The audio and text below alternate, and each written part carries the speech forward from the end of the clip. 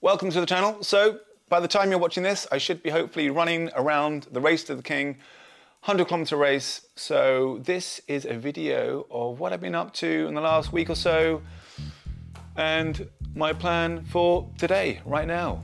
I'm doing it, I'm running. Hopefully I should be running, maybe completing.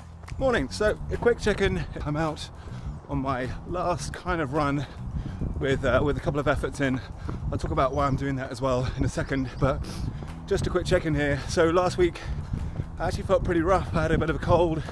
I went down to Isle of Wight, did a couple of runs, but I picked up a cold from my son that he had, which kind of basically knocked me for six for about 2 or 3 days, and also knocked my confidence as well. So I was having a little bit of a panic, thinking, crap, if I feel like this, there's no way I can race on Saturday. But touch wood, I think all well. I think I've turned good corner, much clearer, feeling much better, and I'd say about 95% back to normal.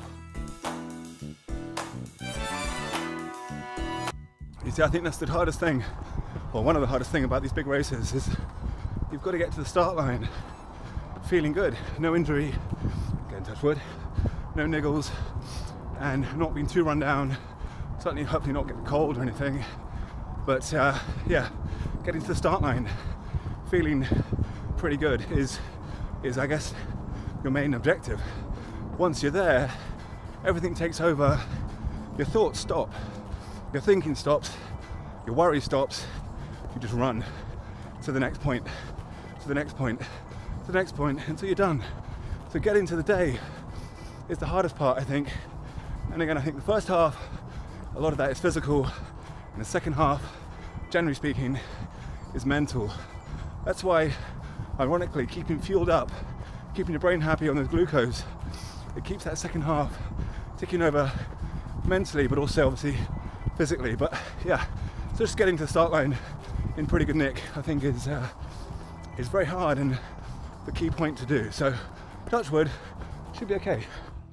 Okay, and that's it for the run. So that was a nice, easy, very easy 60 minutes with 4 by 2 minutes of those efforts. And the reason why I think it's crucial, and obviously most people do, to get those efforts in, just a small amount of intensity just before the race, 3 or 4 days, will give your body a chance for your legs to open up, to get those muscles firing up as well, get that sort of central nervous system going, and into sort of just the whole, just remember how to run fast.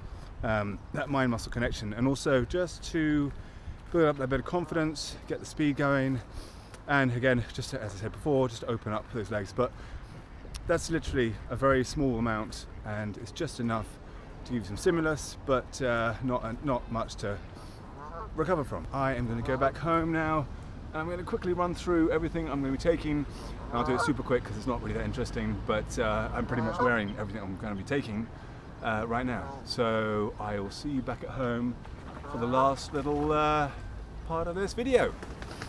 Yay to that! Whoa, exciting times.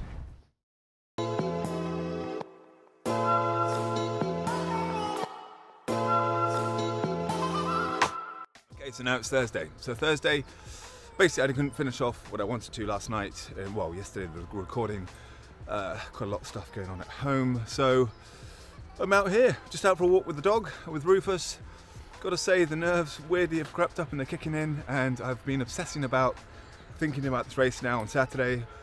I guess just want to get to that start line feeling okay, and then, as I said yesterday, you don't have to think about it. You just, once you're there, 6:30 in the morning, you just run.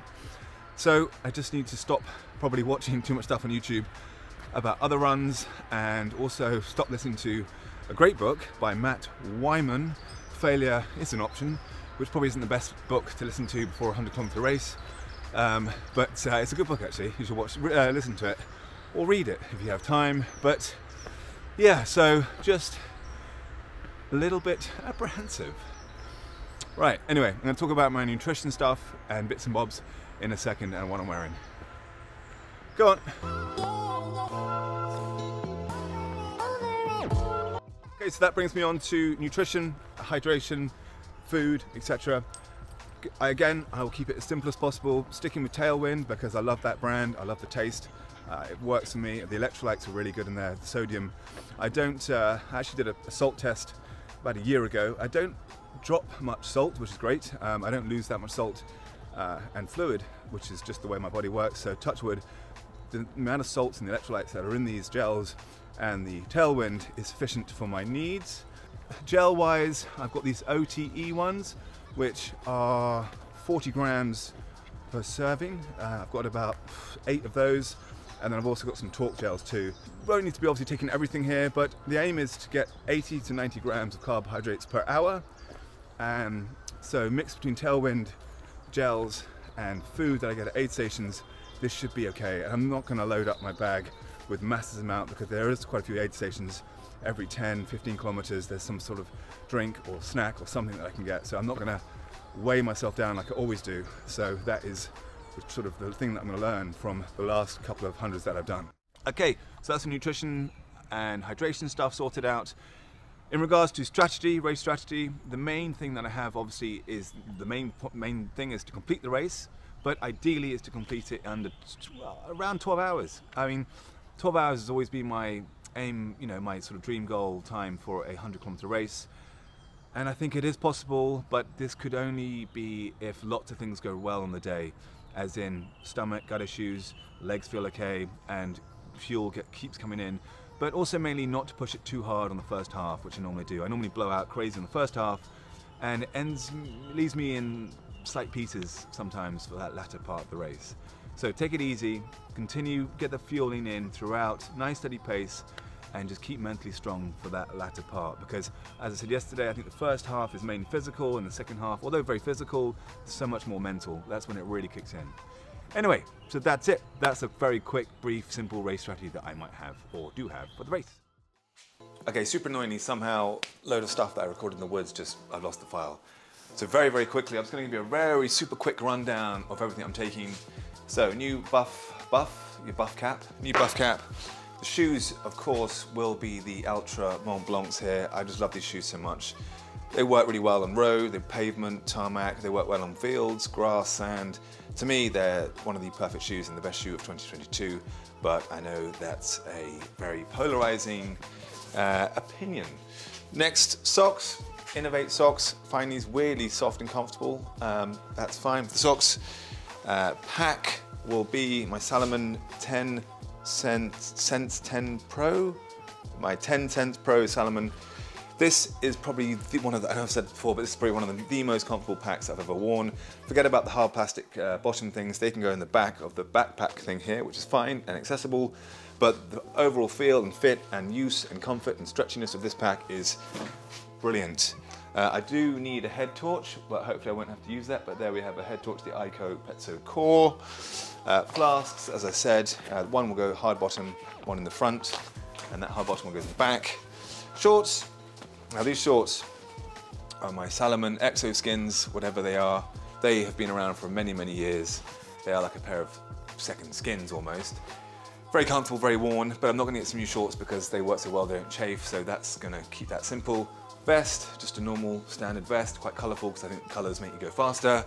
And I also have to take a waterproof jacket. So I've got my Ron Hill Shake Dry jacket here, which I can scrunch up and squeeze into a very small bag. Camera wise, I will take my little DJI Mini, not DJI Mini, my DJI Action 2, and a very small selfie stick, not that one. And that's pretty much it. That is going to be it. Headphones, my Apple Dr. Dre Beats ones that go around the head, small ones, and then I've also taken some Aftershock bone conducting ones as well. And that's it. Sun cream, I think we're done. Right, I hope that's of some entertainment. I hope that was of some use or of anything really. As I said, this is going to be going out on, this video will be going out on Saturday when I'll be running, so please do throw any positive comments down below. Any sort of message that I received, and especially in the latter part of the race, are really, really much appreciated because it gives me that mental boost that I need and a bit of a kick up the butt that is required. Yeah, that's it. So thanks for watching. I hope all's well. Please do click that like and subscribe button. I will keep you posted how it all goes and hopefully get a good time. But yeah, nerves have kicked in slightly and I'm now just gonna try and distract myself from just doing random other things that have nothing to do with running because I'm just done with thinking of it all. Right, take care, see you soon. Thanks for watching. Please click that like and subscribe button if you haven't already, as I said, and I will see you very soon. Right, that's it for me, out.